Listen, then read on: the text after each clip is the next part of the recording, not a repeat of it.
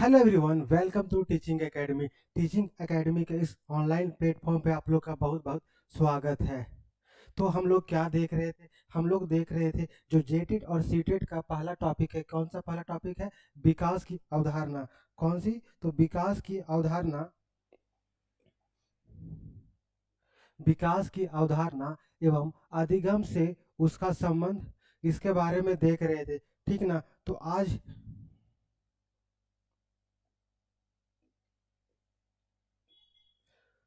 तो इस टॉपिक को हम लोग देख रहे थे, इसका सारा थ्योरी हम लोग कर चुके थे। ठीक ना?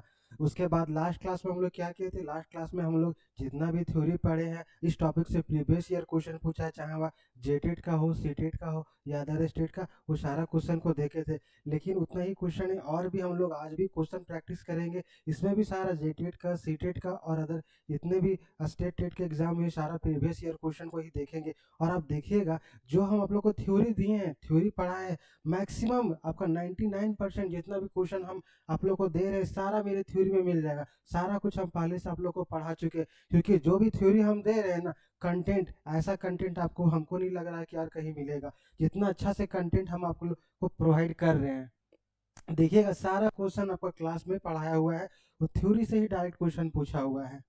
चलिए आप लोग को दिखाते हैं। ये पार्ट 2 है। ठीक ना? पार्ट 1 में हम लोग क्या किए थे? 1 से 41 तक किए थे क्वेश्चन। ठीक ना? क्वेश्चन नंबर 1 से 41 तक किए थे। आज पार्ट 2 है। आज हम लोग का 42 से देखेंगे। कितना? 42 से 80 तक देखेंगे। चलिए स्टार्ट करते हैं। देखिए पहला क्वेश्चन क्या है? देखिए सारा प्रीवियस ईयर क्वेश्चन है। ये कहाँ? DSS, DSSS, BPRT और सीटेट 2016 में 1 to 5 में पूछा हुआ क्वेश्चन है। सारा क्वेश्चन जितना भी हम करवा रहे हैं ना, आप देखिएगा बहुत सारे एग्जाम में पूछा हुआ। सब में यहाँ पे कौन सा एग्जाम में पूछा हुआ, कब पूछा हुआ, कौन सा क्लास का, 1 to 5 या 6 to 8 लिखा हुआ रहेगा। आप लोग सब में देख लीजिएगा, क्योंकि हम सब में बताइए पॉसिबल नहीं, क्योंकि टाइम बहुत ज़्यादा लगता है। ठीक ना? देखिए आज का पहला क्वेश्चन क्या है? विकास की गति एक व्यक्ति से दूसरे के में भिन्न होती है। तो बिल्कुल सही बात है। ये तो पहले हमेशा से हम बोल रहे हैं कि विकास की गति एक आदमी और एक बालक या दूसरे बालक में अलग अलग होता है, किंतु यह एक नमूने को अनुपालन कर दिए। देखिए जो पहला क्वेश्चन है ना, डायरेक्ट थ्योरी से है। अब देखिएगा मेरा थ्योरी जो पढ़ाए हैं, डायरेक्ट ये टॉपिक को, थ्योरी को, पॉइंट को हम लिखाए हैं आपका नोट्स में जो भी पढ़ा रहे थे। देखिए क्या कर दी है? विकास की गति एक व्यक्ति से दूसरे व्यक्ति में तो बिल्कुल भिन्न होता है, क्योंकि हर बालक का विकास का गति अलग हो। क्रम तो एक होता है, लेकिन गति का बात करेगा तो गति अलग अलग होता है। किसी का विकास का गति किसी में तेजी से होता है तो किसी में थोड़ा धीरे होता है। तो किंतु यह नमूने का अनुपालन, मतलब कौन सा प्रोसेस को फॉलो करती है? देखिए क्या, ऊंची से नीची ऐसा तो नहीं होता है कि ऊपर से नीचे जाएगा, कि अव्यवस्थित ऐसा भी नहीं होता है, कि सिस्टमेटिक नहीं रहेगा, ये भी नहीं होता है। उसके बाद क्या, अप्रत्याशित, मतलब जैसा हम उम्मीद ना किए हो वैसा होता है क्या? विकास की गति नहीं, ये भी नहीं होता है। क्या होता है? ये भी नहीं होता है, ये भी नहीं होगा, ये भी नहीं होगा। तो हम बताए थे आपको, देखिए, किंतु यह एक क्रमबद्ध विकास, क्रमबद्ध होता है और व्यवस्थित होता है। ये देखिएगा थ्योरी में हम डायरेक्ट ये पॉइंट को आप लोगों को लिखाए हैं। तो इसका क्या हो जाएगा आंसर? ऑप्शन नंबर डी आपका सही है। विकास की गति एक व्यक्ति से दूसरे व्यक्ति में अलग अलग होती है, भिन्न होता है, लेकिन यह क्या करता है? एक क्रमबद्ध तरीका में होता है और एक व्यवस्थित तरीका में होता है। चलिए समझ आ गया होगा। दूसरा क्वेश्चन देखते हैं। देखिए दूसरा क्वेश्चन क्या है, पढ़िए क्वेश्चन आप लोग। ये भी यूपी टेट पेपर 2 में 2021 में पूछा हुआ क्वेश्चन है। क्वेश्चन क्या है? शारीरिक अंगों अथवा संपूर्ण जीव की बढ़ोतरी को क्या कहते हैं? क्या कहते हैं? अगर किसी का शारीरिक अंग बढ़ रहा है, चाहे वो संपूर्ण जीव, वो जीव ही है, छोटा से बड़ा हो रहा है। जैसे जीव 5 सेंटीमीटर, मतलब 2 फीट का था, फिर 2.5 फीट का हुआ, फिर 3 फीट का हुआ, फिर 4 फीट का हुआ। तो क्या हुआ? उसका वृद्धि हो रहा है। ठीक ना? बढ़ोतरी हो रहा है, और उसका शारीरिक अंग भी बढ़ रहा है। क्या हो रहा है? शारीरिक अंग भी बढ़ रहा है और उसका जीव का आकार भी बढ़ रहा है। तो इसको हम लोग क्या कहते हैं? क्या इसको विकास कहते हैं? परिपक्वता कहते हैं? नहीं, ये भी नहीं। क्रम विकास कहते हैं? ये भी नहीं। हम लोग इसको क्या कहते हैं? हम लोग पढ़े हैं वृद्धि क्या होता है, कि उसकी आकार में वृद्धि होता है, आकार में परिवर्तन, वजन में परिवर्तन। तो वही यहाँ पे क्या हो रहा है? उसका अंग में शारीरिक अंग बढ़ रहा है या परिवर्तन हो रहा है, और जीव का, जो संपूर्ण जीव है, उसका आकार या साइज या वजन में बढ़ोतरी हो रहा है। इसको क्या बोले हम लोग? वृद्धि, यही ग्रोथ। इसी को यहाँ पे लिखा हुआ है संवृद्धि। तो करेक्ट ऑप्शन क्या है? ऑप्शन नंबर ए, संवृद्धि। देखिए इसका इंग्लिश क्या होता है? ग्रोथ। अब देखिए अगला क्वेश्चन क्या है, देखिए ये भी क्वेश्चन आपका 3 बार पूछा हुआ है, सीटेट 1 to 5 में 21 में, फिर आसाम टेट में, हरियाणा टेट में। आप लोग देखते जाइए, सारा पूछा हुआ क्वेश्चन है, ठीक ना। देखिए क्वेश्चन क्या बोल रहा है, वृद्धि केवल जैविक और भौतिक परिवर्तन से संबंधित करती है, उससे सिर्फ संबंधित है। आप देखिए, लेकिन विकास मानसिक, सामाजिक और भावनात्मक गतिविधियों से संबंधित करता है, उससे रहता है। ये बात कथन क्या है, बिल्कुल सही है। वृद्धि क्या, उसमें सिर्फ क्या, हमारा आकार बढ़ता है, वजन बढ़ता है, साइज बढ़ता है, शरीर का जो ढांचा होता है वो चेंज होता है। लेकिन अगर जहाँ विकास का बात करते हैं तो विकास में हम लोग का क्या, ओवरऑल डेवलपमेंट होता है, शारीरिक विकास होता है, मानसिक विकास होता है, संवेगात्मक विकास होता है, चारित्रिक, भावनात्मक, हर तरह का विकास होता है विकास में, ठीक ना। तो ये कथन बिल्कुल सही है आपका। अब दूसरा देखते हैं, वृद्धि स्थिर है किंतु विकास एक सतत है, ये भी सही है। विकास क्या है, पहले बताएं, विकास एक सतत प्रक्रिया है, वृद्धि स्थिर है। तो अब थर्ड ऑप्शन हम लोग देखते हैं, ये भी आपका सही है और ये भी सही है। विकास के बिना बिना वृद्धि नहीं हो सकती, ये गलत बात है। विकास के बिना वृद्धि हो सकता है, जैसे मान लीजिए कोई बच्चा का मतलब वो छोटा से बड़ा हो रहा है, लेकिन उसका मतलब शरीर सिर्फ बढ़ रहा है, मानसिक विकास नहीं हो रहा, शारीरिक विकास हो रहा है, मतलब सिर्फ शारीरिक विकास हो रहा है, हर तरह का विकास नहीं हो रहा, क्या वृद्धि तो हो रहा है ना उसका। तो ये हम लोग नहीं बोल सकते कि सही है, ये पूरी तरह से सही नहीं है। वृद्धि और विकास जीवन भर चलता है, ये भी क्या, विकास तो जीवन भर चलता है, ये विकास है ना, विकास जीवन भर चलता है, लेकिन वृद्धि जीवन भर नहीं चलता है। वृद्धि कहाँ चलता है, वृद्धि हमारा क्या, जन्म से जन्म से लेकर किशोरावस्था तक या 18 वर्ष तक चलता है, ठीक ना। और ये जो हम लोग का विकास है, कहाँ से कहाँ चलता है, तो ये माँ के गर्भ से, कहाँ से, माँ के गर्भ से, माँ के गर्भ से मृत्यु तक, मृत्यु तक चलता है, ठीक ना। तो ये भी क्या है, गलत है। एक ये तो सही है लेकिन ये गलत है। तो यहाँ पे कौन सा ऑप्शन सही हो जाएगा, केवल वन, ये तो नहीं होगा। ए और बी दोनों, तो ये ऑप्शन मेरा सही होगा, ऑप्शन बी नंबर सही होगा, A B C D A नहीं होगा, ऑप्शन बी सही है। देखिए इतना अच्छा तरीका से आप लोग को समझा रहे हैं, एक एक क्वेश्चन को पूरा डिटेल से समझा रहे हैं, हर पॉइंट को डील कर रहे हैं। तो आप लोग को पढ़ने में मजा, और अगर समझ में आ रहा होगा तो आप लोग कमेंट में करके जरूर बताइएगा कि सर कैसा लग रहा है, मेरा पढ़ाई हुआ समझ में आ रहा है कि नहीं आ रहा है, ठीक ना। चलिए अब अगला क्वेश्चन को देखते हैं।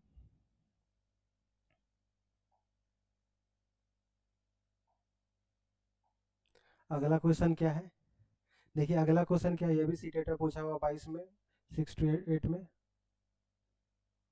कथन क्या है, बच्चे सही ढंग से नहीं सीख पाते अगर वह अस्वस्थ या अल्प पोषित होते हैं। ये भी कहीं ना कहीं सही है। देखिए बच्चा स्वस्थ नहीं रहेगा, बीमार रहेगा या और किसी तरह का उसको प्रॉब्लम है, तो क्या वह सही ढंग से सीख पाएगा, नहीं सीख पाएगा। जैसे आप भी मान लीजिए टीचर है, ठीक ना, क्लासरूम में देखते हैं कोई बच्चा बेंच में माथा मुंडी नीचे करके सोया हुआ रहता है, या कुछ और प्रॉब्लम रहता है उसको, बुखार, या तो क्या स्वस्थ नहीं है, तो स्वस्थ क्या उसको सही तरीका से सीख पाएगा, नहीं। या अल्पोषित मतलब उसको पोषण सही प्रकार से नहीं मिलेगा तो भी वह सही ढंग से नहीं सीख पाएगा। तो ये कथन क्या है, ये कथन बिल्कुल सही है।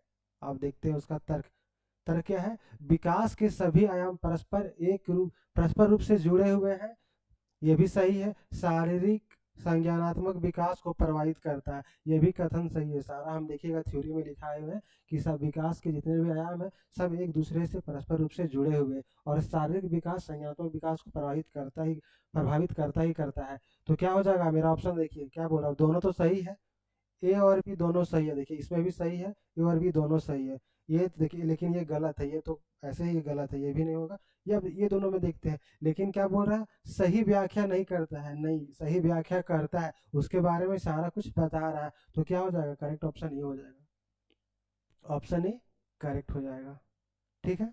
समझ में आ रहा है आप लोग को, आप लोग कमेंट कीजिए समझ में आ रहा है या नहीं आ रहा है। सभी लोग कमेंट कीजिए, जिनको लग रहा है अच्छा पढ़ा रहे हैं, अच्छा समझ में पूरा आ रहा है, कमेंट कीजिए। और जिनको नहीं भी समझ में आ रहा वो कमेंट कीजिए कि नहीं सर समझ में नहीं आ रहा, थोड़ा और समझाइए, बताइए आप लोग, ठीक है ना। चलिए अगला क्वेश्चन को देखते हैं। देखिए अगला क्वेश्चन क्या है, बाल विकास में डैश से डैश तक होने वाली वृद्धि व बदलाव का अध्ययन किया जाता है। तो बच्चा का देखिए बाल विकास, यहाँ विकास कहाँ से होता है, विकास तो माँ के गर्भ से होता है, तो यहाँ जन्म बोल रहा है, ये तो होगा नहीं। ये जन्म बोल रहा नहीं, हाँ ये बोल रहा है गर्भधारण, ये तो होता है, लेकिन क्या बोल रहा है बाल विकास, यहाँ से यानी कि गर्भधारण से कहाँ तक, उसका फिर होने वाली वृद्धि तक है, लेकिन वृद्धि कहाँ तक होता है, वृद्धि हमारा 18 साल तक ही होता है, 18 से 20 साल तक, यानी उस एज को क्या बोलते हैं आगे हम लोग पढ़ेंगे। अभी जो सेकंड इसके बाद का टॉपिक स्टार्ट होगा उसमें बालक का विभिन्न अवस्था के बारे में पढ़ेंगे और उसके सिद्धांत के बारे में पढ़ेंगे। ये आपका बीएड में पढ़ना है और जेटेड सीटेड सब में पढ़ना है, तो उसको भी डिटेल से पढ़ेंगे, अगले क्लास से वही पढ़ेंगे, ठीक ना। तो क्या बोल रहा है, किशोरावस्था तक होता है, वृद्धि कहाँ तक होता है, किशोरावस्था यानी कि 18 साल तक। तो देखिए कि यहाँ पे किशोरावस्था क्या, यहाँ बोल रहा है मध्य बाल्यावस्था, ये नहीं, ये तो 12 साल के आसपास होता है। तो क्या हो किशोरावस्था तक, तो करेक्ट ऑप्शन क्या होगा आपका, ये होगा ऑप्शन डी। बाल विकास में गर्भधारण से कहाँ तक, किशोरावस्था तक होने वाली वृद्धि व बदलाव का अध्ययन किया जाता है। ठीक है, समझ में आ गया आप लोग को। चलिए अब अगला क्वेश्चन को देखते हैं।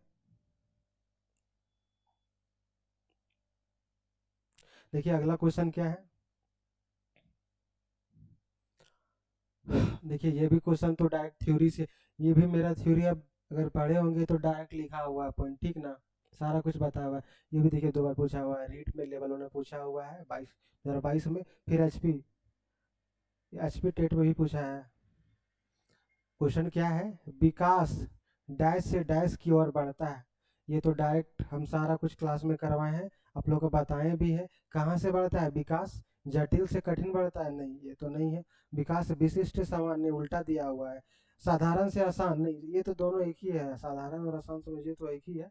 क्या बताए थे हम, सामान्य से विशिष्ट की ओर, ये करेक्ट ऑप्शन है। अब देखिएगा नोट्स में सारा कुछ हम लिखाए हुए हैं, ये पॉइंट भी आप देखिए, हम कितना अच्छा आप लोग को नोट्स दिए हैं कि सारा क्वेश्चन जितना भी प्रीवियस ईयर पूछा है सारा कुछ मेरे नोट्स में मिल रहा है। मिल रहा है कि नहीं मिल रहा है, सारा कुछ मिलेगा आपको। और भी जितना क्वेश्चन हम करवा रहे हैं इसके अलावा, क्योंकि देखिए लगभग एक चैप्टर से 80 क्वेश्चन करवा रहे हैं, 80 क्वेश्चन कम नहीं होता है, बहुत ज़्यादा क्वेश्चन करवा रहे हैं, उसके अलावा और भी क्वेश्चन आप कर सकते हैं।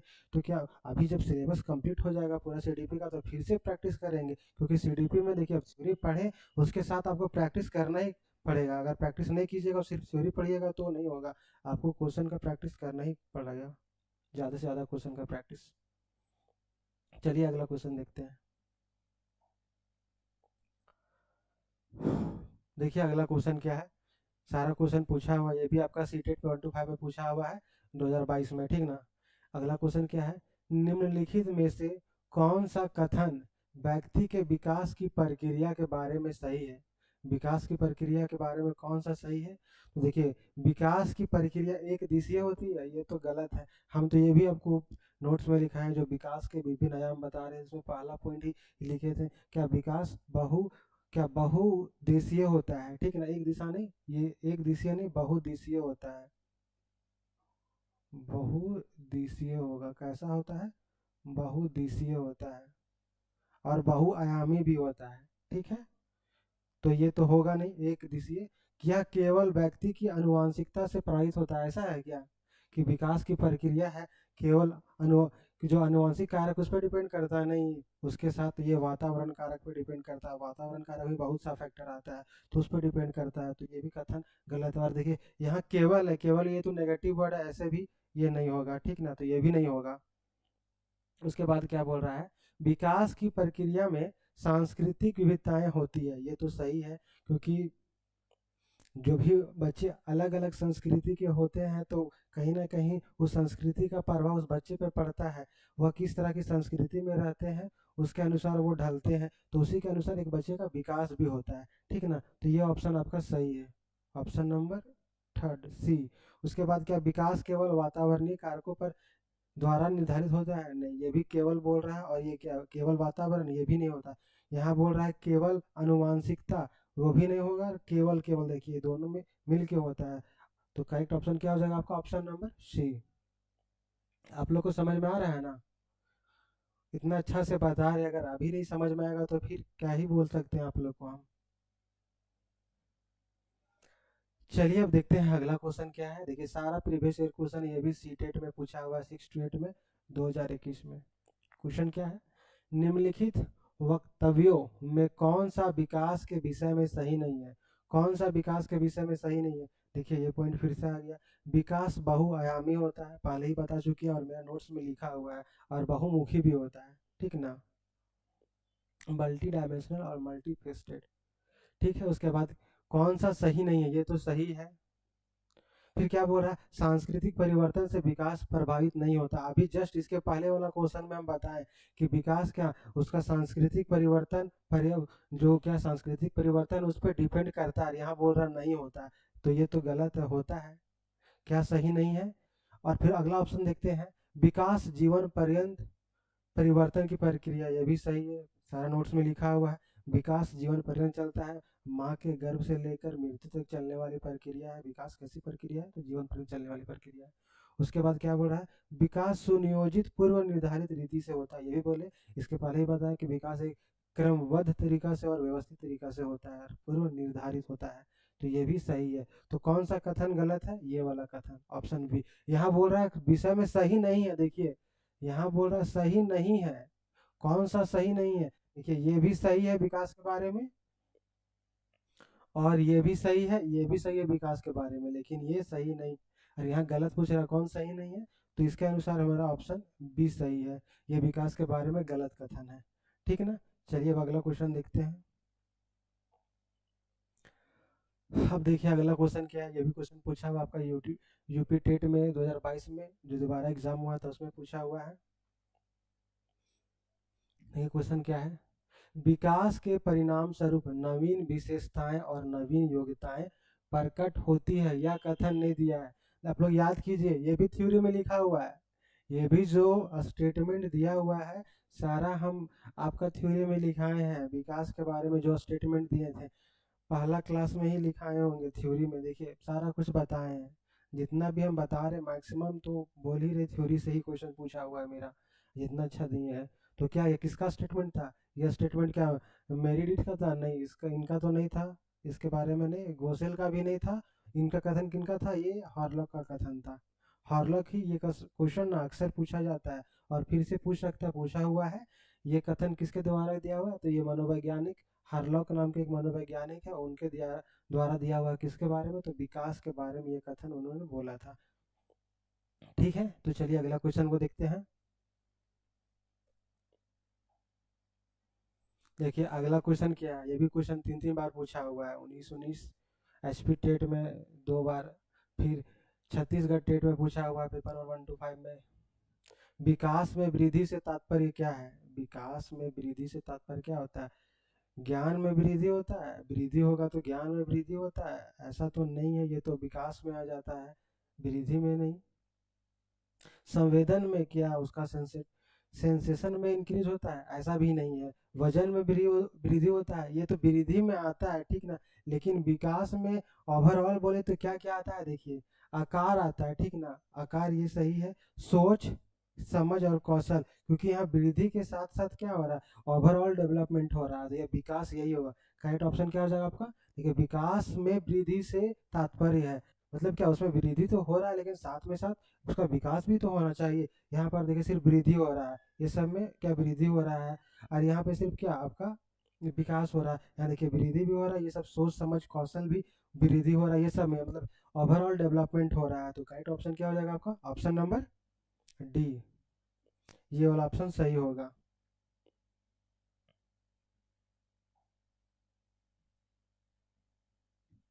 अब देखिए अगला क्वेश्चन क्या है, बाल विकास में डैश से तक होने वाली बुद्धि व बदलाव का अध्ययन किया जाता है, कहाँ से कहाँ तक होने वाली। ये क्वेश्चन रिपीट कर गया, ये क्वेश्चन पहले भी हम आप लोगों को करवा चुके हैं। इसका आंसर क्या था, ऑप्शन नंबर डी, गर्भाधारण से किशोरावस्था तक। ये क्वेश्चन रिपीटेड है, ठीक ना, इसीलिए इसको एक्सप्लेन नहीं कर रहे हैं क्योंकि रिपीटेड क्वेश्चन है, पहले ही एक्सप्लेन कर चुके हैं। चलिए अगला क्वेश्चन देखते हैं।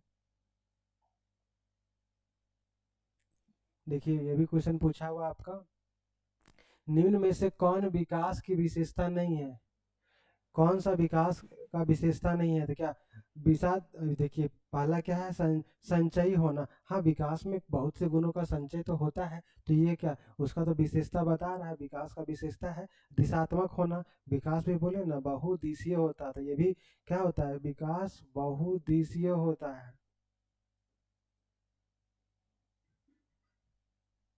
ठीक है, विशिष्ट होना ये भी बोले, विकास भी क्या होता है, विशिष्ट, ये भी सही। क्या विकास कैसा होता है, सामान्य से विशिष्ट की ओर जाते हैं ना, सामान्य से विशिष्ट जाते हैं तो भी।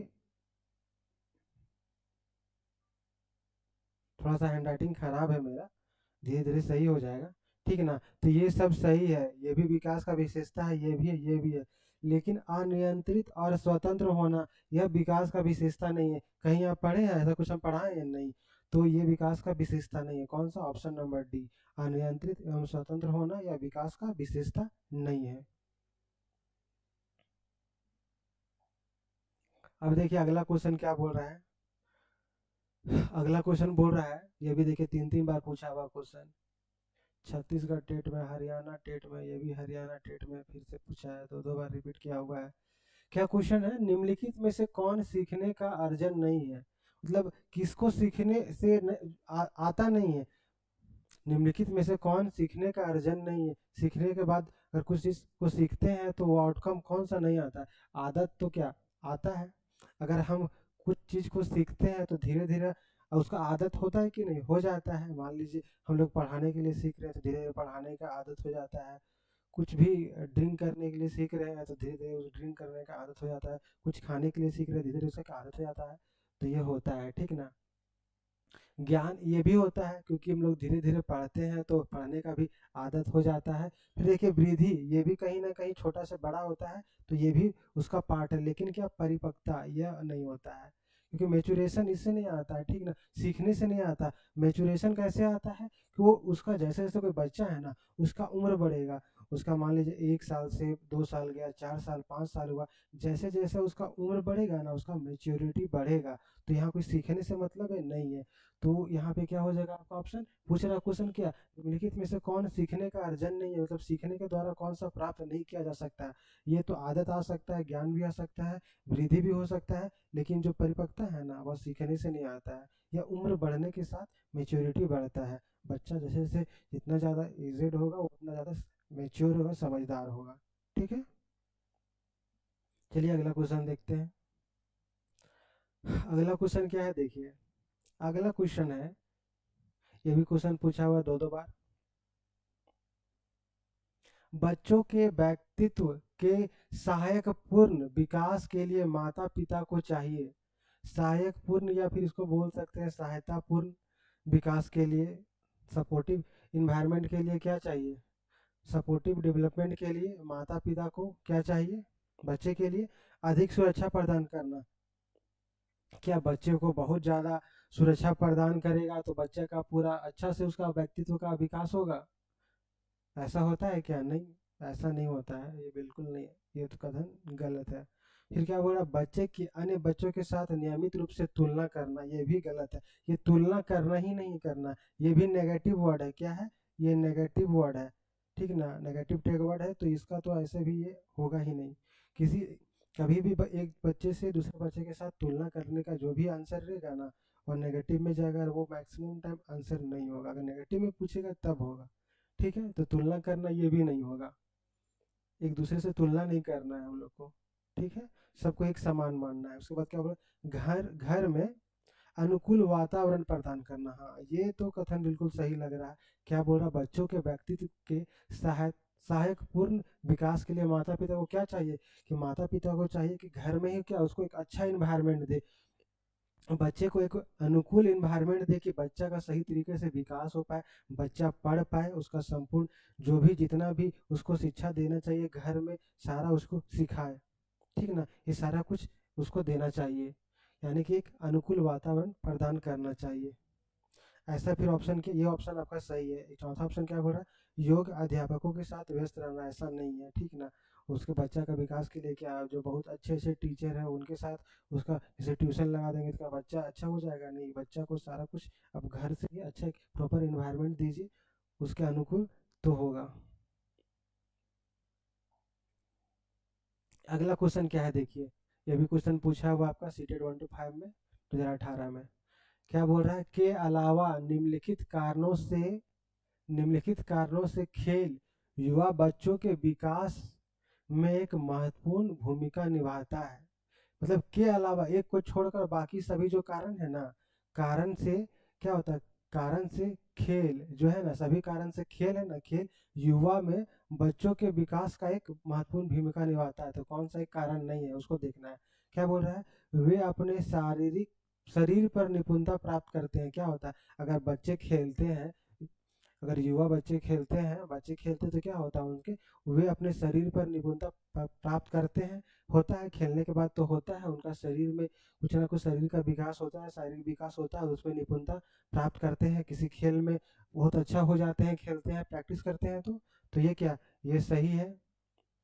ये वो गलत ऑप्शन यहाँ बताना के अलावा बताना, ठीक ना। तो वो सही है क्या, या उनकी इंद्रियों को उत्तेजित करता है, ये भी सही है। बच्चे खेलते हैं तो उनका जो और भी ऑर्गन सेंस है, ये सब का विकास होता है, ये उत्तेजित होता है। यह समय बिताने का एक सुखद तरीका है, ये कथन बिल्कुल गलत है।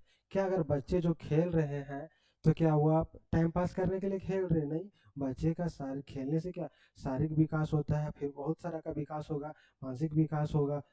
खेलेंगे तो शरीर का विकास होगा ना। तो ये कथन टाइम पास करने के लिए नहीं होता है। तो ये कथन जो बोल रहा है, यह समय बिताने का एक सुखद तरीका है, यह कथन बिल्कुल भी गलत है। तो यहाँ वही बोल रहा है के अलावा, यानी गलत ऑप्शन को बताना, तो ऑप्शन ये गलत होगा, ये मतलब आंसर ये सही है। उसके बाद देखिए, खेलने से क्या होता है, वे नए कौशल हासिल करते हैं और सीखते हैं कि उन्हें कब उपयोग किया जाए, ये भी सही है। खेलने से ये सब का भी कौशल एक बच्चे में विकसित होता है कि कैसे खेलना चाहिए, कैसे उसका उपयोग करना चाहिए। तो करेक्ट ऑप्शन क्या हो जाएगा, ये वाला option, negative option, option C. अगला क्वेश्चन देखते हैं। अब देखिए, ये भी क्वेश्चन आपका कहाँ 3 3 बार पूछा हुआ है। देख रहे हैं ना, जितना भी हम क्वेश्चन करवा रहे हैं आप लोगों को, सारा क्वेश्चन कहीं ना कहीं पूछा हुआ है। और मैक्सिमम क्वेश्चन सारा मेरी थ्योरी से मैच कर रहा है, जितना भी थ्योरी आप लोगों को दिए हैं। चलिए क्वेश्चन देखते हैं। बालक की प्रथम पाठशाला, ये भी पूरे थ्योरी में हम बताए हैं। ये तो थ्योरी में लिखाए हैं, प्लस हम आप लोग को बताएं भी है। जितना क्लास ले रहे थे थ्योरी का, तो बीच बीच में कितना बार इसको हम बोले हैं कि एक बालक का प्रथम पाठशाला कौन होता है, तो परिवार होता है, ठीक ना। ये सही है। समाज होता है? नहीं, समाज नहीं होता। ये द्वितीय में, ये सब भी द्वितीय विद्यालय भी दूसरा में आ जाता है। प्रथम पाठशाला कौन होता है, ये भी नहीं होगा, ये भी नहीं होगा, ये भी नहीं होगा।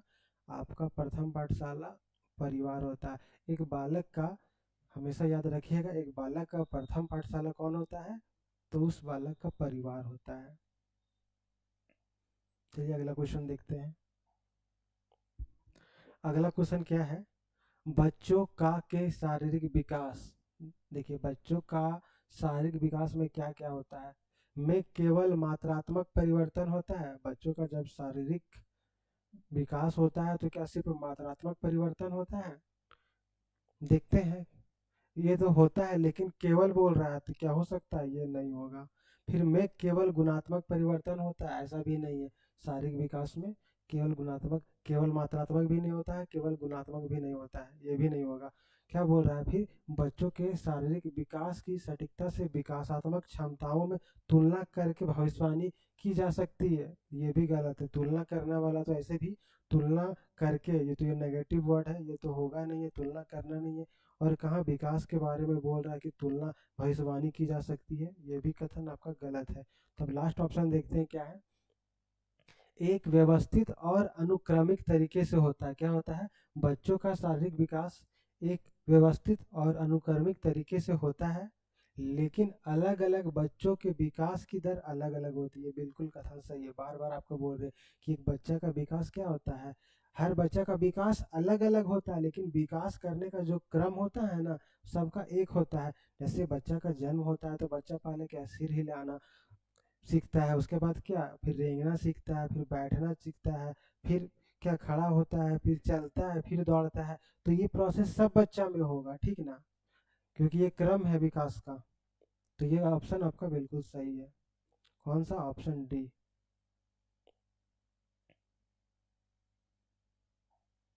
अगला क्वेश्चन देखते हैं क्या बोल रहा है, ये भी पूछा हुआ क्वेश्चन है आपका। पहला क्या है, बच्चों के शारीरिक विकास में देरी के लिए पूरी तरह से उनकी आनुवंशिक बनावट को जिम्मेदार ठहराया जा सकता है। क्या ये सही है? ऐसा तो नहीं है। यहाँ क्या बोल रहा है, पूरी तरह से, ऐसा नहीं है। टोटली उसका जो आनुवांशिक बनावट है उस पर डिपेंड नहीं करता, ऐसा नहीं बोल सकते हम, ठीक ना। तो ये कथन क्या है, गलत है। अब दूसरा देखते हैं, बच्चों के शारीरिक विकास के लिए वंशानुगत कारक ही उत्तरदायी होते हैं, ऐसा भी नहीं होता है, ठीक है ना।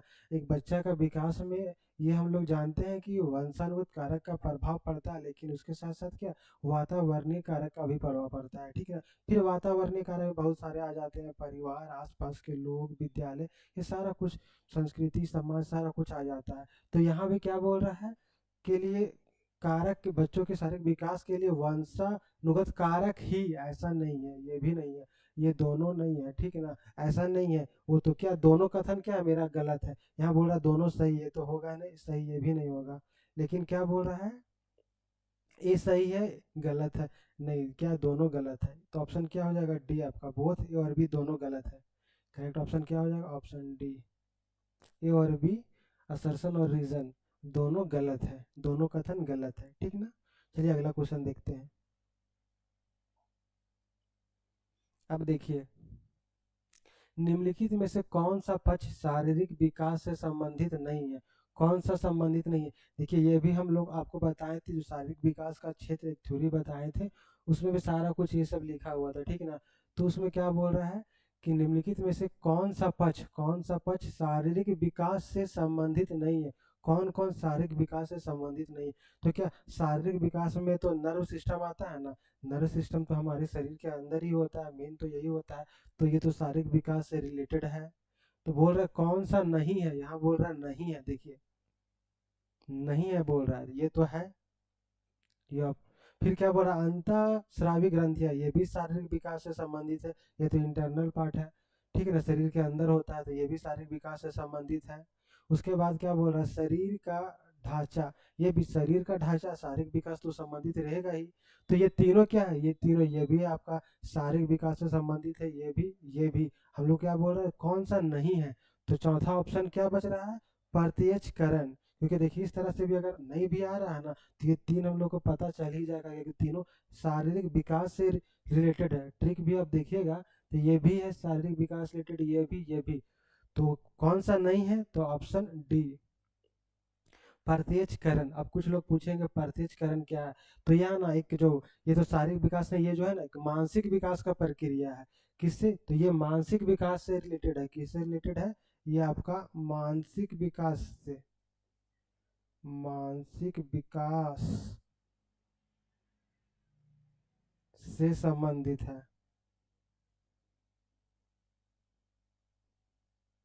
थोड़ा सा हैंडराइटिंग खराब है, ठीक ना, आप लोग समझिए जो हम बोल दे रहे हैं, क्या यह किस मानसिक विकास से संबंधित है, और ये तीनों किससे है, ये तीनों आपका शारीरिक विकास से, शारीरिक विकास से संबंधित है,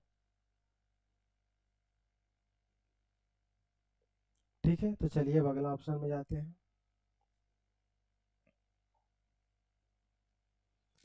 उसके बाद क्या बोल रहा है, देखिए अगला क्वेश्चन, ये भी क्वेश्चन पूछा हुआ, सारा क्वेश्चन तो पूछा हुआ ही है।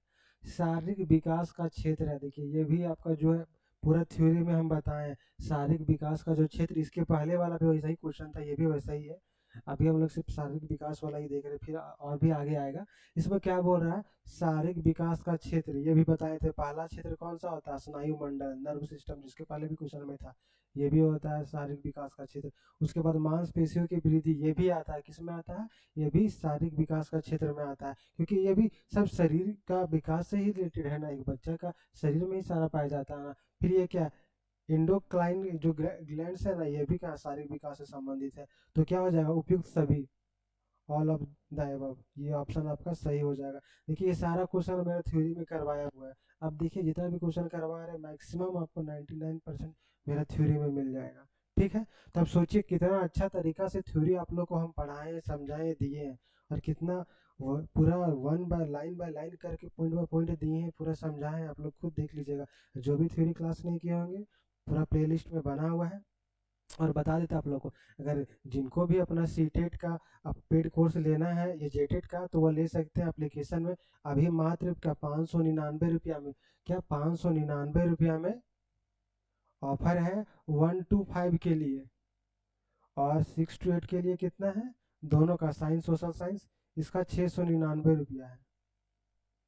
जिनको भी लेना है, हमारा एप्लीकेशन कौन सा है, तो टीचिंग एकेडमी का जो एप्लीकेशन है वह प्ले स्टोर में किस नाम से है, प्ले स्टोर में BA DLED नोट्स और लेसन प्लान के नाम से है, ठीक है ना। तो उसको डाउनलोड कीजिए, उसका लिंक वीडियो का डिस्क्रिप्शन में दिया हुआ है, सारा कुछ व्हाट्सएप ग्रुप का भी दिया हुआ है लिंक, व्हाट्सएप चैनल का भी दिया हुआ है, उसमें आप लोग जुड़िए, सारा कुछ का अपडेट भी मिलेगा। तो जो भी चाहते हैं कोर्स लेना, एप्लीकेशन को डाउनलोड कीजिए और कोर्स को जल्दी से परचेस कर लीजिए, क्योंकि आप लोग देख रहे हैं जितना अच्छा से हम सारा कुछ करवा रहे हैं ना, और दूसरे प्लेटफॉर्म में शायद ही आपको मिलेगा, और इतना कम दाम में तो बिल्कुल भी नहीं मिलेगा, क्योंकि आपको सिर्फ 400-500 रुपया में यहाँ पे सिर्फ नोट्स बेच रहे हैं, PDF मिल रहा है, और यहाँ पे आपको पूरा वीडियो लेक्चर मिल रहा है, PDF में मिल रहा है, सारा कुछ मिल रहा है। चलिए अब अगला क्वेश्चन में जाते हैं। देखिए अगला क्वेश्चन क्या है, शारीरिक विकास का संबंध नहीं है। शारीरिक विकास का संबंध किससे नहीं है, देखिए क्या बोल रहा है, शारीरिक विकास का संबंध किससे नहीं है। देखिए शरीर के भार, ये तो शारीरिक विकास से संबंधित है। फिर ये कंकाल तंत्र, ये भी आपका शारीरिक विकास से संबंधित है। फिर मांसपेशियों की वृद्धि, ये भी आपका शारीरिक विकास से संबंधित है। तो कौन नहीं, ऑप्शन बी बुद्धि। क्या ये आपका शारीरिक विकास से संबंधित है, नहीं। बुद्धि किससे है, तो ये आपका मानसिक विकास से संबंधित है। किससे, मानसिक,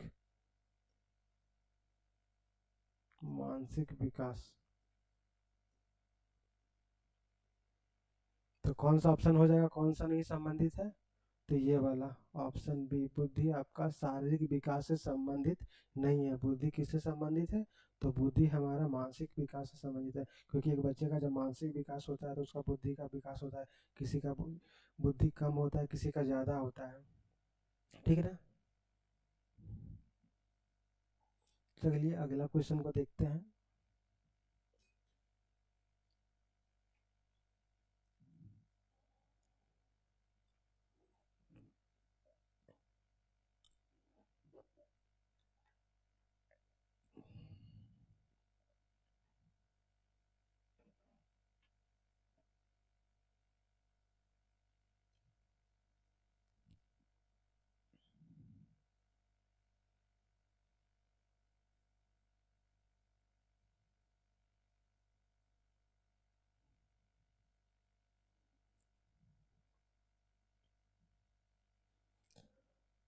चलिए अब अगला क्वेश्चन देखते हैं।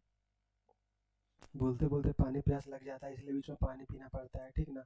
देखिए क्वेश्चन क्या बोल रहा है, पहला कथन क्या है, मानव अपने पूरे जीवन काल में गतिवाचक, वही मतलब गत्यात्मक जो बोलते हैं, कॉग्निटिव और संज्ञानात्मक क्षेत्र में नई चीजें सीखने और स्मरण रखने में सक्षम है।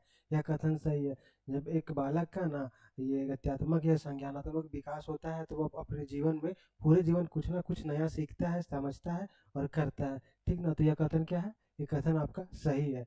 उसके बाद क्या बोल रहा है, एक गंभीर रूप से पीड़ित बच एक गंभीर रूप से पीड़ित बचपन के परिणामों को बाद में के वर्षों में आसानी से बदला जा सकता है। क्या यह सही है, अगर कोई बच्चा बचपन में बहुत मतलब गंभीर रूप से पीड़ित है, तो उसको बाद में क्या बहुत ही आसानी से सही किया जा सकता है, नहीं। अगर यहाँ क्या बोल रहा है, आसानी से, इतना भी आसान नहीं है, कोई जरूरी नहीं है, ठीक है ना। तो ये कथन आपका सही नहीं है, ये कथन आपका गलत है। तो क्या बोल रहा है, पहला आपका सही है, दूसरा गलत है। अब कौन सा ऑप्शन है, देखिए दोनों सही है, नहीं, दोनों सही है, गलत। पहला सही है और दूसरा गलत है, तो ऑप्शन क्या हो जाएगा, option number C. Option number C, A सही है और आर गलत है, असर्शन सही है, रीजन गलत है।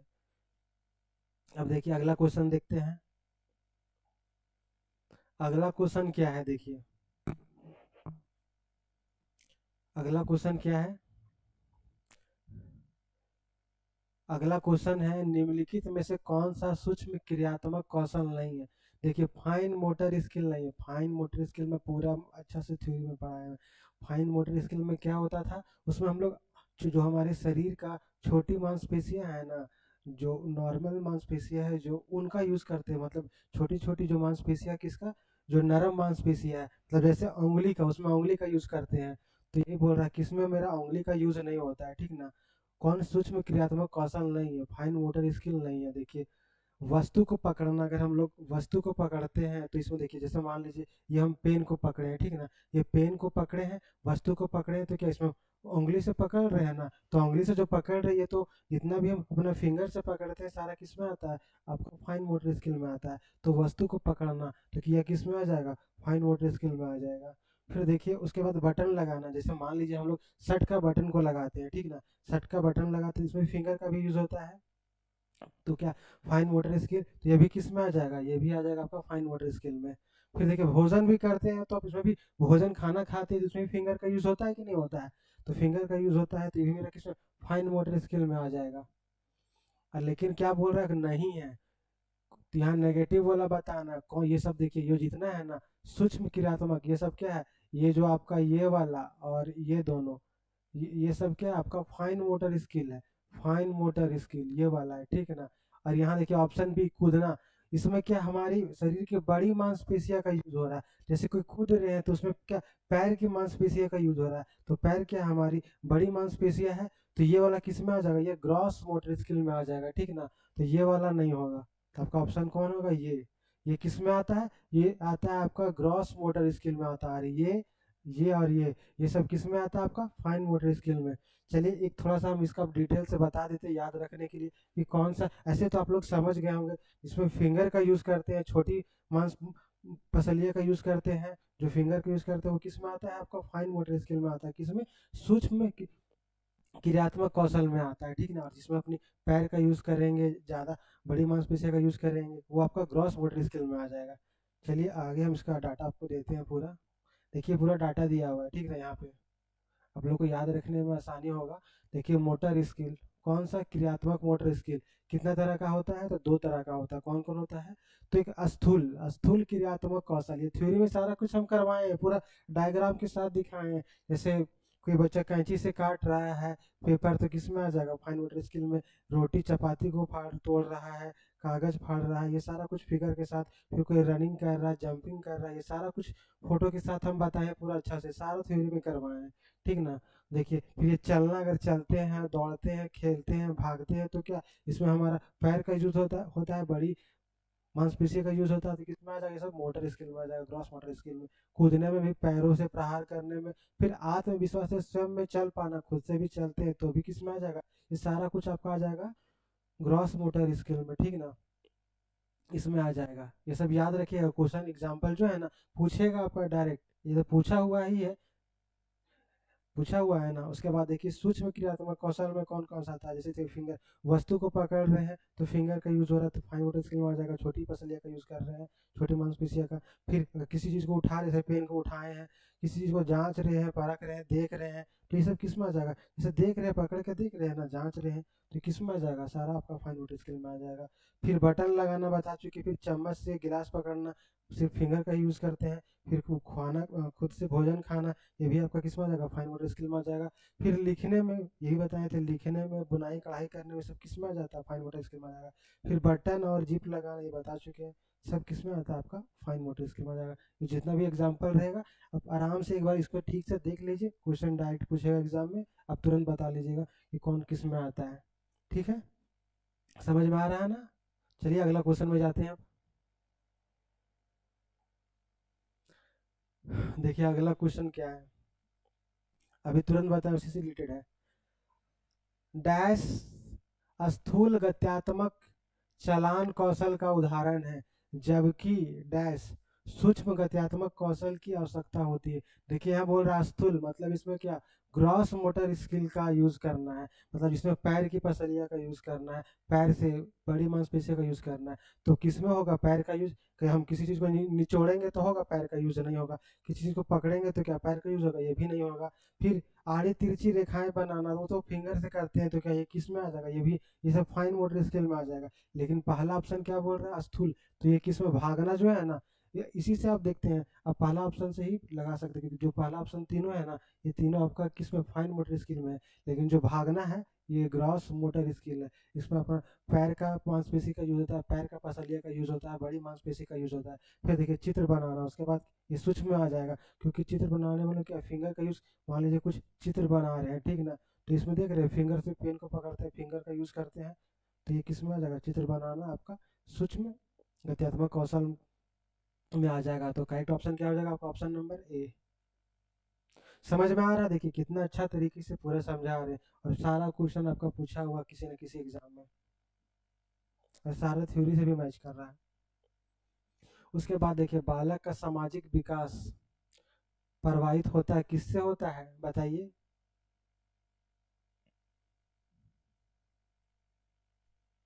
देखिए बालक का सामाजिक विकास किससे प्रभावित होता है, तो बालक का सामाजिक विकास, क्योंकि देखिए सामाजिक वो तो आपका बाह्य कारक में आ गया ना, ठीक ना, तो किसमें, सामाजिक आर्थिक स्तर से तो होता ही है, समाज में समाज का स्तर कैसा है उससे तो होगा। बच्चा का एक बालक का जो सामाजिक विकास है उस पर तो डिपेंड करेगा है। फिर सामाजिक विकास में क्या, विद्यालय, विद्यालय में हम लोग जाते हैं तो वहाँ पे अपने दोस्त के साथ रहते हैं, शिक्षक के साथ रहते हैं, तो कहीं ना कहीं वहाँ भी एक बच्चे का सामाजिक विकास होता है, मतलब एक तरह से वो बोल सकते हैं वो भी समाज ही है, ठीक ना। फिर परिवार भी, ये भी होता है, इससे भी होता है, तो बालक का सामाजिक विकास सबसे होता है। तो क्या हो जाएगा आपका ऑप्शन, ऑप्शन इनमें से सभी, ऑप्शन नंबर डी आपका सारा सही हो जाएगा, ठीक ना। देखते हैं अगला क्वेश्चन, एक मिनट रुकिए।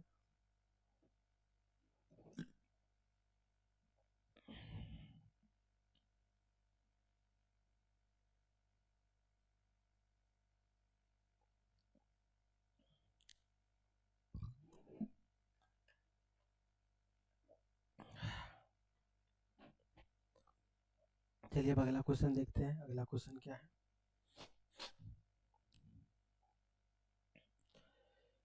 चलिए अगला क्वेश्चन देखते हैं, क्या बोल रहा है अगला क्वेश्चन, जैसे जैसे शिशु विकसित होता है, क्या होता है, जैसे जैसे शिशु विकसित होता है वैसे वैसे उसकी मानसिक क्षमता क्या होती है। अगर बच्चा जैसे जैसे बड़ा होगा तो उसका क्या होगा, अवरुद्ध होगा, मतलब रुक जाएगा, ऐसा होता है क्या। अगर बच्चा बढ़ेगा तो उसका मानसिक क्षमता क्या, बढ़ना चाहिए, ना कि रुकना चाहिए, घटना चाहिए। तो यहाँ बोल रहा है अवरुद्ध हो जाता है, मतलब क्या, रुक जाता है। कैसा होगा, रुकना, रुक जाना। तो ऐसा होगा क्या, नहीं ये भी नहीं होगा। घटती बढ़ती है, घटेगा बढ़ेगा, नहीं बढ़ेगा, ऐसा नहीं होता है। फिर यहाँ बोल रहा है घटती है, ये भी नहीं होगा, घटेगा नहीं, इंक्रीज होगा, यहाँ बोल रहा है डिक्रीज होगा, बढ़ेगा, ऐसा नहीं, यहाँ बोल रहा है घटेगा, ऐसा नहीं है, क्या होगा, बढ़ेगा।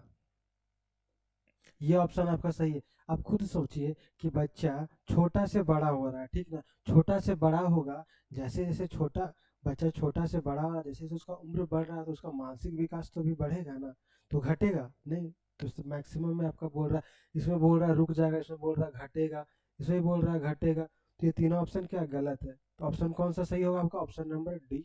जैसे जैसे बच्चे का विकास होगा, बढ़ेगा, उसका मानसिक क्षमता क्या होगा, बढ़ती है, ऑप्शन नंबर डी सही होगा। चलिए अगला क्वेश्चन देखते हैं, क्या बोल रहा है, एक अध्यापक के लिए महत्वपूर्ण है कि वह बच्चों की पर संज्ञान क्षमताओं के विकास पर बल दे। हाँ सही बात है, जो बच्चा का सारा सोचने समझने का जितना भी जो एक्टिविटी करता है उसका क्षमता है उस पर उसको ध्यान देना चाहिए। तो ये कथन कहीं ना कहीं सही है, ठीक है ना। उसके बाद क्या बोल रहा है, जब बच्चे अपनी धारणाओं और चिंतन के बारे में जागरूक हो जाते हैं तब वे अपने अध्ययन के नियमन में और अधिक योग्य हो जाते हैं। ये भी कथन सही है, कहीं ना कहीं जब बच्चा होता है ना, खुद से अपना चिंतन मनन करता है, सोचता है, समझता है, उसमें एक्सपेरिमेंट करता है, तो वो अपना अध्ययन में और अधिक अच्छा से, मतलब डीपली करता है, ठीक ना। तो और उसमें वह क्या परिपक्व हो जाता है, अधिक योग्य हो जाता है। तो क्या आपका क्या हो जाएगा, दोनों कथन आपका सही हो जाएगा, और व्याख्या भी सही तरीके से। देखिए पहला क्या बोल रहा है आपका, ए और बी दोनों सही है, सही है, ये भी बोल रहा है सही है, लेकिन क्या बोल रहा है, सही व्याख्या कर रहा है, हाँ बिल्कुल व्याख्या तो सही कर रहा है, क्योंकि सारा कुछ उसके बारे में बता रहा है। तो करेक्ट ऑप्शन क्या हो जाएगा, देखिए सही व्याख्या करता है जो, ऑप्शन नंबर ए आपका सही होगा। असर्शन और रीजन, ये और भी दोनों सही है, और ये उसका सही व्याख्या कर रहा है, ठीक है। समझ में आ रहा है आप लोगों को। तो चलिए अब हम लोग देखते हैं अगला क्वेश्चन क्या है। देखिए अगला क्वेश्चन क्या है, बच्चों में सृजनात्मकता का विकास करना। क्या बोल रहा है, बच्चों में सृजनात्मकता मतलब उसमें जो क्रिएटिविटी का डेवलपमेंट होता है कोई चिल्ड्रन में, कोई चाइल्ड में, विकास करना विकास के किस आयाम से संबंधित है। ये विकास के आयाम में हम बताए थे, आपको सारा थ्योरी में बताए थे, ठीक ना। किससे संबंधित है? तो शारीरिक विकास में क्या शारीरिक विकास में होता है? शारीरिक विकास में बच्चा का सृजनात्मकता का विकास होता है? ऐसा नहीं होता, वो तो अलग ही है। सृजनात्मकता एक विकास ही है, खुद अलग आयाम है, ठीक ना। तो ये भी नहीं होगा। मानसिक, ये भी नहीं होगा। मानसिक विकास भी नहीं। सामाजिक, ये भी नहीं आएगा। वो किस में आ जाएगा? आपका नैतिकता में आ जाएगा। बच्चे का जो नैतिक, ये सृजनात्मक विकास करना है ना, किस में, किस आयाम से संबंधित है? तो नैतिकता वाला, इसका ऑप्शन आपका हो जाएगा। नहीं नहीं, आप देखिए, आपका अब क्या बोल रहा है? सृजनात्मकता ना बोल रहा है, तो आपका नैतिकता ये भी नहीं होगा। ये भी नहीं होगा, शारीरिक विकास से नहीं होगा आपका।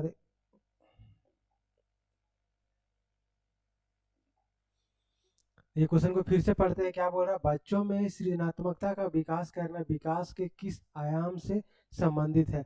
तो कहीं अगर उसका क्रिएटिविटी का बात आएगा तो कहीं शारीरिक विकास से नहीं, क्योंकि मान लीजिए कोई बच्चा छोटा है, बड़ा है, कोई मोटा पतला है, तो वो क्या, वो क्रिएटिविटी, अगर वो बड़ा है, मोटा तगड़ा, तो उसमें थोड़ी ना जरूरी कि क्रिएटिविटी ज़्यादा होगा। तो ऐसा नहीं है, तो ये आपका नहीं होगा। क्रिएटिविटी मतलब वो अपने दिमाग का यूज कर रहा है, अपने दिमाग से थोड़ा। मान लीजिए आप किसी बच्चा को कुछ करने के लिए देते हैं कि नहीं, ये बना के ला, तो कुछ ड्राइंग बनाने के लिए देते हैं या कुछ और क्राफ्ट बनाने के लिए देते हैं, तो उसमें अपना क्रिएटिविटी को दिखाता है, तो उसमें क्या करता है? अपना दिमाग का यूज करता है। तो ये आप किस में आ जाएगा? आपका ये किस में आ जाएगा? ये आपका मानसिक विकास में आ जाएगा, ठीक ना। जो बच्चे का क्रिएटिविटी किस में आ जाएगा? मानसिक विकास में। तो इसका करेक्ट ऑप्शन क्या हो जाएगा? आपका करेक्ट आंसर ऑप्शन बी, मानसिक। बच्चों में सृजनात्मक का विकास करना विकास के किस आयाम से? तो विकास का जो मानसिक आयाम है, इससे संबंधित है, ठीक ना। चलिए अब अगला क्वेश्चन देखते हैं।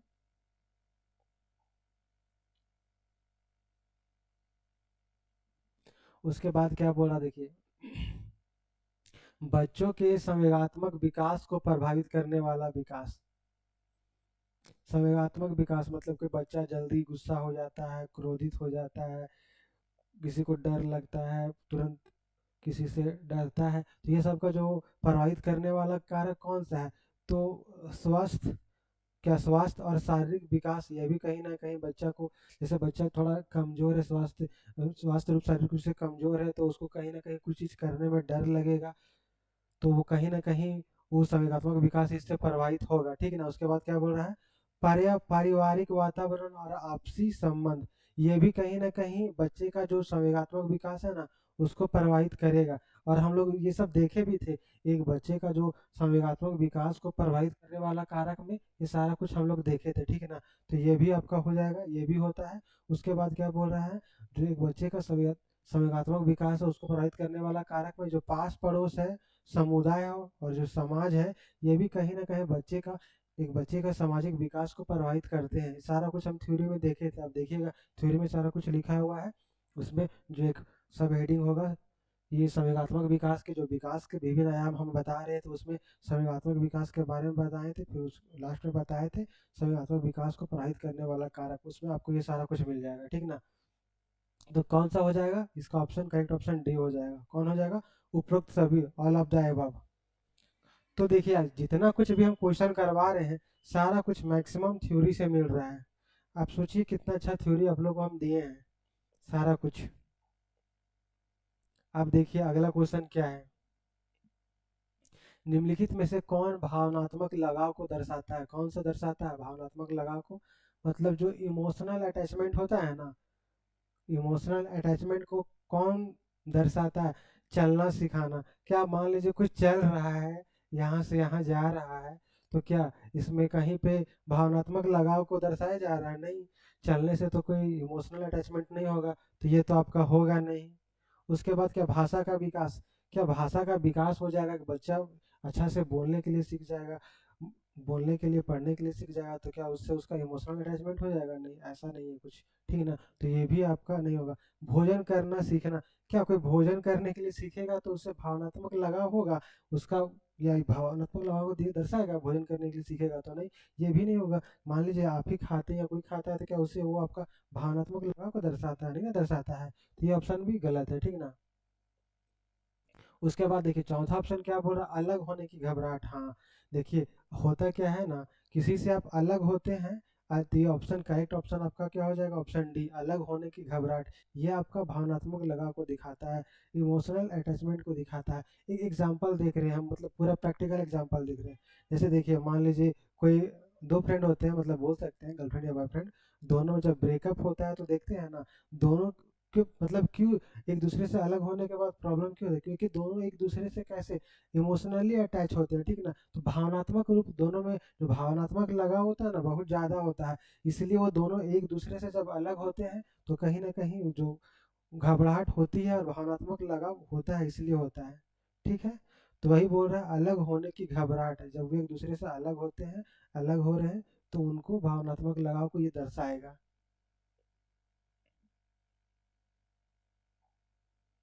अगला क्वेश्चन देखते हैं, देखिए क्या है।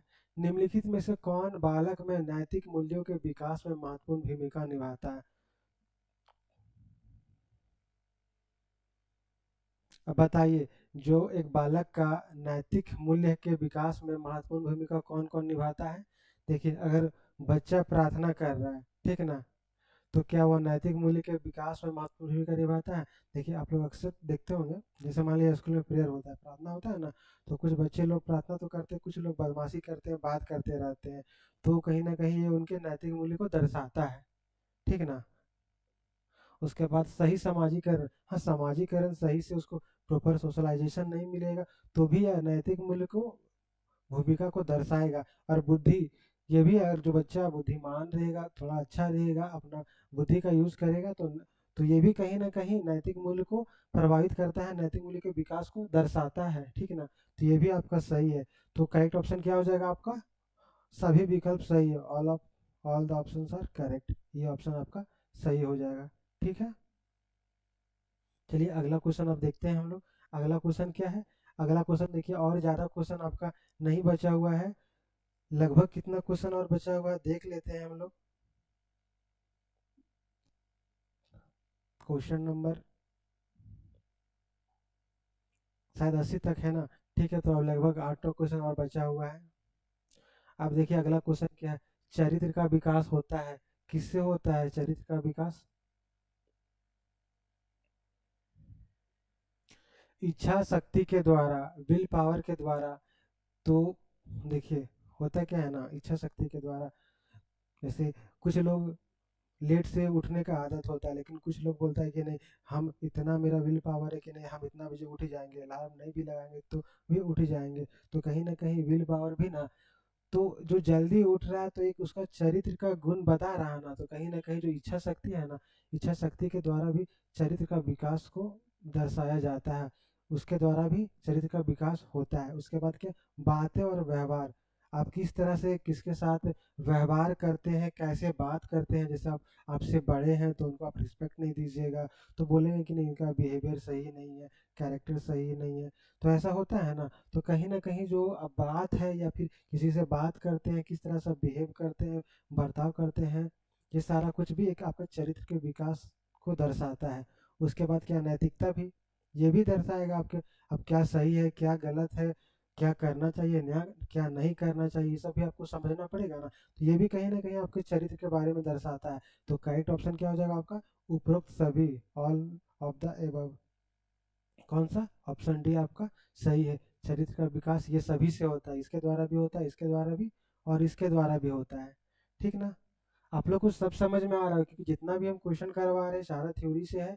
और हर क्वेश्चन आपको देखिए, देखने के बाद तुरंत आप प्रैक्टिकल लाइफ से, बस एग्जांपल आप खुद को समझिए, प्रैक्टिकल लाइफ से जोड़िए। जितना ज़्यादा आप जितना भी क्वेश्चन करवा रहे हैं प्रैक्टिकल लाइफ से जोड़िए, तुरंत आपको समझ में आ जाएगा। क्योंकि सीडीपी में वही है, आप जितना ज़्यादा चीज़ों को आप खुद का प्रैक्टिकल लाइफ से जोड़ के देखिएगा ना, उतना जल्दी आपको समझ में आएगा, ठीक है। चलिए अगला क्वेश्चन देखते हैं। क्या बोल रहा है, देखिए, सही और गलत की समझ होना यह विकास का हिस्सा है। कौन सा विकास का हिस्सा है, सही या गलत। ये देखिए, जब हम आपको ना नैतिक विकास के बारे में पढ़ाए थे, तो उसमें बोले थे कि क्या सही है, क्या गलत है, क्या अच्छा है, क्या खराब है। ये सब में जो फर्क कैसे कर पाते, जब एक बच्चे में नैतिक विकास होगा ना, तभी वह क्या अच्छा है, क्या गलत है, इसमें फर्क महसूस कर पाएगा, फर्क बता पाएगा, ठीक है ना। तो ये किस में हो जाएगा आपका, नैतिक विकास, ये ऑप्शन। ऑप्शन सी, सांस्कृतिक में तो नहीं होगा, सामाजिक में होगा क्या? नहीं। सही, जो सही या गलत है उसकी समझ किस में होता है? नैतिक विकास में होता है। व्यावसायिक तो ये तो ऐसा कुछ होता नहीं है, बताए भी नहीं है। तो करेक्ट ऑप्शन क्या हो जाएगा आपका? Option number C. देखिए सारा क्वेश्चन जितना भी करवा रहे हैं सारे मेरी थ्योरी में आपको मिल जाएगा। जितना अच्छा से थ्योरी पूरा स्ट्रक्चर वे में हम दिए हैं ना। आप थ्योरी तक क्लास अभी तक नहीं किए हैं तो प्लेलिस्ट में जाकर देख लीजिए। फिर एप्लीकेशन में भी सारा प्लेलिस्ट हम अलग अलग बना दे रहे हैं। ठीक ना, सारा एप्लीकेशन से भी पेड कोर्स जो ज्वाइन नहीं किए जल्दी से ज्वाइन कर लीजिए, पूरा अच्छा तरीके से पढ़ाया जा रहा है एप्लीकेशन पर।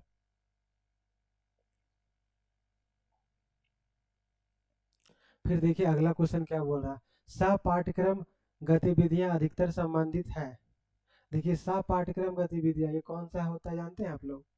जैसे आप लोग अभी बहुत कोई स्कूल में पढ़ाते होंगे तो देखते होंगे ना, 15 अगस्त में, 26 जनवरी प्रोग्राम होता है या फिर और कोई फंक्शन होता है, टीचर्स डे में, चिल्ड्रंस डे में, तो ये जो सारा एक्टिविटी कराया जाता है ना, जैसे क्या क्या मान लीजिए अलग से डांस करवाना प्रोग्राम होता है, ये सारा कुछ जो एक्टिविटी किस में आता है? ये सारा एक्टिविटी आपका इसमें आता है, सब पाठ्यक्रम गतिविधियाँ। तो ये सब गतिविधियाँ करवाने से क्या होता है, क्या क्यों जरूरी है, किससे संबंधित है, वही देख रहा है। क्या बोल रहा है? छात्रों का मानसिक विकास। क्या बोल रहा है? ये सब करवाने से छात्रों का मानसिक विकास होता है। अच्छा मान लीजिए ये सारा एक्टिविटी करवाएंगे, ठीक है ना, डांस करवा रहे हैं, ठीक है, गाना प्रोग्राम हो रहा है, सॉन्ग, तो क्या इससे बच्चे का सिर्फ मानसिक विकास हो रहा है? ऐसा तो नहीं है सिर्फ मानसिक विकास होगा, तो ये नहीं हो सकता है, ठीक है ना। फिर देखिए क्या बोल रहा है ऑप्शन नंबर सी, शिक्षण संस्थानों का विकास। क्या इससे जो स्कूल कॉलेज रहता है उसका विकास होता है? ऐसा नहीं बोल सकते हम, ठीक ना, कि ये सब एक्टिविटी करवाने से स्कूल कॉलेज का विकास होगा। फिर क्या बोल रहा है? छात्रों का व्यावसायिक विकास। क्या इससे छात्रों का व्यावसायिक विकास? ऐसा भी नहीं बोल सकते हैं कि ये सब करवाने से सिर्फ छात्रों का व्यावसायिक विकास होगा। ये सब करने से क्या होता है? बच्चे का सर्वांगीण विकास होता है, ओवरऑल डेवलपमेंट। क्या होता है? Holistic development. क्योंकि देखिए बच्चा स्कूल या कॉलेज में जाता है तो पढ़ता तो है, पढ़ाई का तो ज्ञान होता है, लेकिन उसके साथ साथ और भी हर तरह का विकास होना चाहिए, ठीक ना। तो ये सारा कुछ एक्टिविटी होता है, तो बच्चा फ्री माइंड होकर सारा कुछ का उसमें डेवलपमेंट होता है। तो कहीं ना कहीं इससे क्या होता है? छात्रों का सर्वांगीण विकास होता था। करेक्ट ऑप्शन क्या हो जाएगा? Option number B.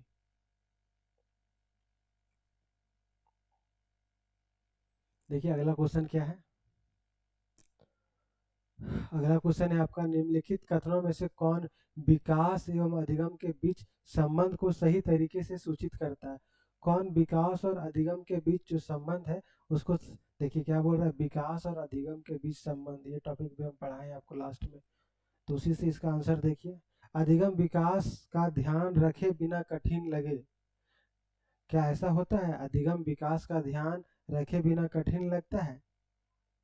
विकास एवं अधिगम आपस में अंतः संबंध और अंतः निर्भर होते हैं, ये कथन सही है। ये हम लिखाए भी है, जो विकास और अधिगम का जो संबंध है ना, उसमें हम 10 पॉइंट बताए, उसमें एक पॉइंट ये भी है कि विकास और अधिगम आपस में क्या है? अंतः संबंध है और अंतः निर्भर है, मतलब एक दूसरे से संबंधित है। और कहीं ना कहीं जो अधिगम और विकास एक दूसरे के पूरक है, दोनों एक दूसरे पे डिपेंड करते हैं, दोनों एक दूसरे के लिए जरूरी है। ठीक है, तो आपका करेक्ट ऑप्शन क्या हो जाएगा? ऑप्शन नंबर बी, ये सही हो जाएगा। ये तो बोल रहा है विकास और अधिगम संबंधित नहीं है, गलत, संबंधित है, ठीक है ना। फिर क्या बोल रहा है? अधिगम की दर विकास की दर से अधिक होती है, ऐसा कुछ नहीं है। तो आपका करेक्ट ऑप्शन क्या हो जाएगा? Option number B. ठीक है, चलिए अगला क्वेश्चन अब देखते हैं। ज़्यादा क्वेश्चन अब नहीं बचा हुआ है, क्वेश्चन 5 क्वेश्चन शायद बचा हुआ है, 80 तक है ना। हाँ, देखिए ये भी क्वेश्चन, सारा क्वेश्चन जितना भी क्वेश्चन करवा रहे हैं आप देख रहे हैं ना, सारा क्वेश्चन आपका प्रीवियस ईयर क्वेश्चन है। और सारा मेरे नोट्स जितना भी पढ़ा है सारा कुछ उसके अंदर ही पूछा हुआ है। अब देखिए क्वेश्चन, अगला क्वेश्चन क्या बोल रहा है। निम्नलिखित में से कौन सा कथन विकास और अधिगम के बीच संबंध को सर्वश्रेष्ठ रूप से जोड़ता है? कौन सा कथन ना विकास और अधिगम के बीच जो संबंध है उसको सर्वश्रेष्ठ रूप से जोड़ता है? देखते हैं कौन कौन सा। विकास और अधिगम।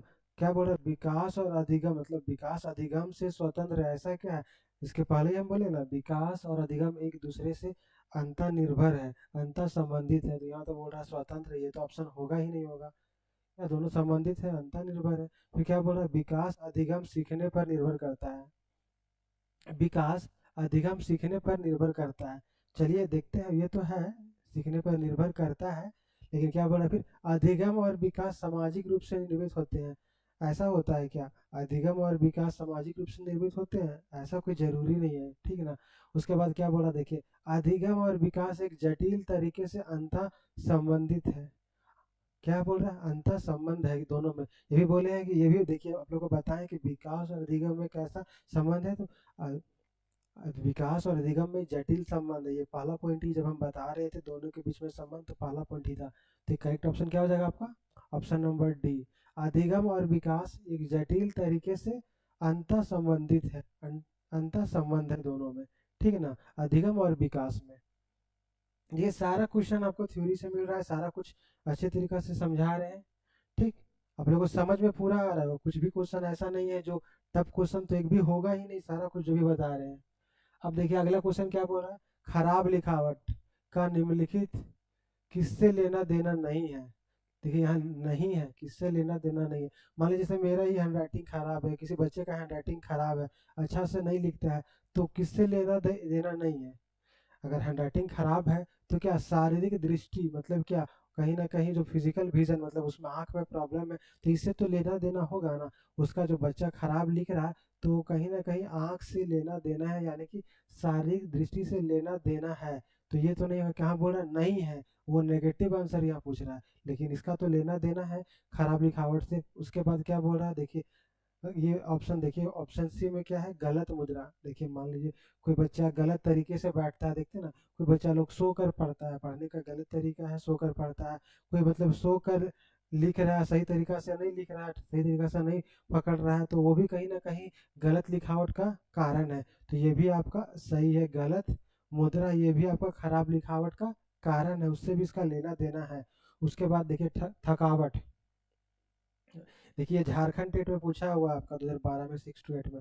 थकावट देखिए, अगर मान लीजिए कोई बच्चा, जैसे हम भी होता है क्या ना कि पढ़ाते पढ़ाते थक जाते, तब देखिएगा जो लिखने का थोड़ा हैंडराइटिंग तो खराब है, लेकिन बोलने का भी थोड़ा जो आवाज़ है ना वो घट जाता है। तो थकने के बाद मान लीजिए बच्चा पूरा थका हुआ है दिन भर, तो उसको आप लिखने बोलिएगा तो कहीं ना कहीं वो हैंडराइटिंग सही से नहीं लिख पाएगा, उसका हैंडराइटिंग थोड़ा अच्छा नहीं रहेगा, जितना अच्छा है उससे थोड़ा कम अच्छा रहेगा। तो कहीं ना ये इससे भी लिखावट पर प्रभाव पड़ता है।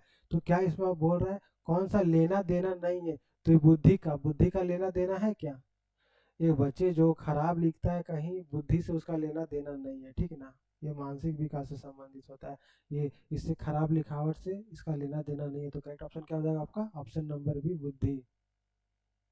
अब देखिए अगला क्वेश्चन देखते हैं।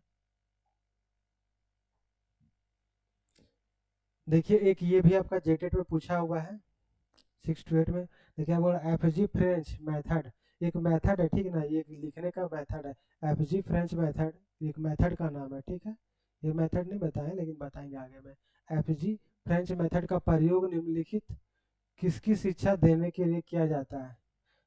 तो किसकी शिक्षा देने के लिए क्या था, अभी बोले ना, जो एफ जी फ्रेंच मेथड है इसका उपयोग हम लोग किसके लिए करते हैं, जो एफ जी फ्रेंच मेथड है उसका उपयोग हम लोग लिखने के लिए करते हैं। किसके लिए? तो लिखने के लिए करते हैं। तो देखिए ऑप्शन कौन सा यहाँ पे, बुनियादी गतिविधियां नहीं, पढ़ने के लिए तो नहीं, इसका उपयोग हम लोग किस लिए करते हैं, लिखने के लिए करते हैं।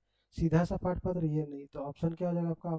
ऑप्शन नंबर सी, जो भी एफ जी फ्रेंच मेथड है उसका उपयोग हम लोग क्या करते हैं, लिखने के लिए, लिखने वाला में होता है इसका, ठीक है ना।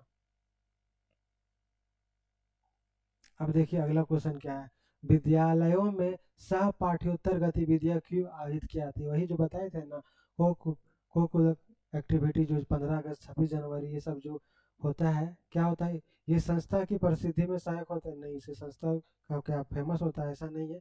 ये छात्र के समग्र विकास में सहायक, ये तो वही वैसा ही क्वेश्चन है, लेकिन क्वेश्चन देखिए अलग ये पूछा हुआ है। बोलने का वही है, बस लिखने का तरीका अलग है, मीनिंग कहीं ना कहीं वही निकल रहा है, ठीक है ना। ये होगा ऑप्शन, ये शुल्क लेने को न्यायोचित ठहराने में सहायक है, ऐसा भी नहीं है, ठीक है ना, ये भी ऑप्शन गलत है। ये उन विद्यार्थियों के लिए महत्वपूर्ण है जो अध्ययन में रुचि नहीं रखते हैं, ऐसा कुछ नहीं है। इसमें सभी कोई पार्टिसिपेट करते हैं, जो पढ़ते हैं, कम पढ़ने में तेज है, ज़्यादा पढ़ने में तेज है। जैसे कुछ बच्चे क्या होता है कि पढ़ने में थोड़ा कम तेज है लेकिन ये सब एक्टिविटी में ज़्यादा तेज होते हैं, ठीक है ना। तो ये किस लिए जरूरी है, ये छात्र की समग्र ओवरऑल होलिस्टिक डेवलपमेंट के लिए जरूरी है, उसके लिए सहायक है। तो कौन सा ऑप्शन सही होगा आपका? Option number B.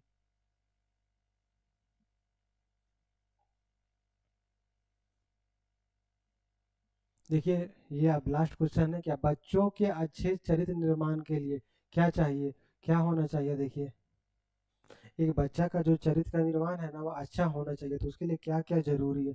चलिए देखते हैं ऑप्शन में क्या बोल रहा है।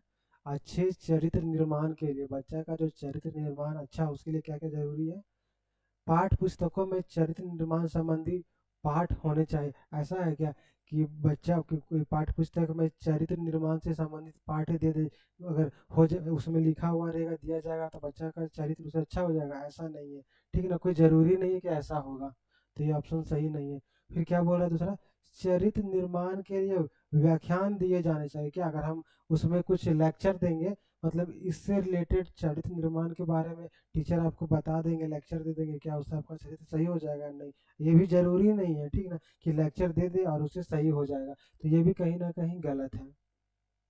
अब देखते हैं अगला ऑप्शन क्या है। कक्षा कक्ष गतिविधियां इस प्रकार से हो कि बच्चों को चरित्र निर्माण में सहायता मिल सके। हाँ, ये ऑप्शन बिल्कुल सही है, ठीक ना। जो हम लोग कक्षा का जो इन्वायरमेंट है ना, ऐसा बनाना ही चाहिए कि बच्चा का खुद से उसमें जो भी उसका कैरेक्टर जो चरित्र का निर्माण है ना, खुद से वह अपने चरित्र का निर्माण कर सके। ऐसा हम लोग को क्लासरूम का अपना इन्वायरमेंट बनाकर रखना चाहिए। ठीक है, तो करेक्ट ऑप्शन क्या हो जाएगा आपका? ऑप्शन नंबर सी, ये आपका सही हो जाएगा। ये भी नहीं कि महानुभवों की जीवनियों को बच्चों को पढ़ाया जाएगा तो भी उसका कैरेक्टर सही हो जाएगा, ये भी जरूरी नहीं है। तो करेक्ट ऑप्शन क्या हो जाएगा? Option number C. तो देखिए ये क्वेश्चन आपका आज का लास्ट क्लास था, ठीक ना, ये आपका आज का लास्ट क्लास था। तो देखिए ये जो पहला टॉपिक था हम लोग का जेटेड या फिर सीटेड का, विकास की अवधारणा एवं अधिगम से उसका संबंध, यहाँ पे ये कंप्लीट हो रहा है। लेकिन ऐसा नहीं है कि और भी हम देखेंगे आपका एग्जाम में क्या क्या पूछा हुआ है, कुछ अगर छूट गया है तो भी उसका जो प्लेलिस्ट है एप्लीकेशन का, उसमें फिर से कुछ ना वीडियो, जब सिलेबस कंप्लीट हो जाएगा ना तो फिर से जो भी कुछ अगर हमको लगेगा नहीं इसको भी पढ़ाना चाहिए, इससे भी क्वेश्चन पूछ सकते हैं या पूछा है, तो उसको भी एक और दो क्लास हम लेके, जब सिलेबस कंप्लीट कुछ एक्स्ट्रा क्लास उसमें और भी हम वीडियो को ऐड कर देंगे, ठीक ना, प्लेलिस्ट में। तो अब हम लोग जो नेक्स्ट क्लास में करेंगे ना, इसमें जो सेकंड टॉपिक इसका है उसके बारे में पढ़ेंगे, ठीक ना। लेकिन आप लोग को फिर से बता दे रहे हैं कि अगर अभी तक आप लोग जो हमारा जो ऑफर चल रहा है अभी 599 में, 599 में 1 to 5 का, 1 to 5 का, और 699 में 6 to 8 का, 6 to 8 का, इसका अगर जेटेड का अभी तक कोर्स नहीं लिए हैं तो जल्दी से एप्लीकेशन में जाके परचेज कर लीजिए, क्योंकि ये अभी ऑफर चल रहा है, ऑफर कभी भी खत्म हो सकता है, ठीक है। क्योंकि आप लोग क्या करते हैं कि एग्जाम का नोटिफिकेशन आने के बाद ही पढ़ते हैं, तो लेकिन वैसा नहीं है, अभी से पढ़िए। क्योंकि आपको पता है ना कि देखिए सीटेट में आप देखिएगा तो अगर 10 लाख बच्चे एग्जाम देते हैं तो उसमें 1 लाख बच्चे भी क्वालिफाई नहीं कर पाते, तो सोच लीजिए जेटेट तो आपको 9-10 साल के बाद होने वाला है। तो पहले उतना आसान था, अब तो और कितना टफ होगा। अगर आप लोग अभी से तैयारी नहीं कीजिएगा तो सोच लीजिए, जो बच्चे ने, किन्हीं को लग रहा है कि हम अच्छे हैं पढ़ने में, वो बात अलग है कि 100 बच्चे में 5 बच्चे को लग रहा होगा, 10 बच्चे को लग रहा होगा, लेकिन ये जान लीजिए कि 90% बच्चे ऐसे हैं ना जो हर बार सीटेट में क्वालिफाई नहीं कर पाते, 1 मार्क्स 2 मार्क्स। तो आप इसीलिए आपके लिए अच्छा है कि ये पेड कोर्स को ज्वाइन कर लीजिए, क्योंकि देखिए 500-600 रुपये आप लोग के लिए कोई बड़ी चीज़ नहीं है। इसके बाद लेने के बाद आप लोग सरकारी टीचर बन जाइएगा, एग्ज़ाम क्वालिफाई कीजिएगा, जब वैकेंसी आएगा तो अच्छा से आप लोग कर सकते हैं, ठीक ना। तो जितना जल्दी हो सकता है आप लोग कोर्स में इनरोल कर लीजिए। कौन सा एप्लीकेशन में? तो हमारा जो एप्लीकेशन है टीचिंग एकेडमी का, क्या नाम है, प्ले स्टोर में BA DLED notes lesson plan, जिसका डाउनलोड 50,000 से ज़्यादा है। उसमें से ये सीटेड जेटेड का नहीं, उसमें पूरा बीएड का सारा का जो सेमेस्टर है वो भी, उसका भी क्लास चलता है, हम उसका भी पढ़ाते हैं, ठीक ना। तो जल्दी से आप लोग ज्वाइन कर लीजिए। चलिए आज का क्लास यहीं तक रखते हैं, बहुत बहुत धन्यवाद, थैंक यू।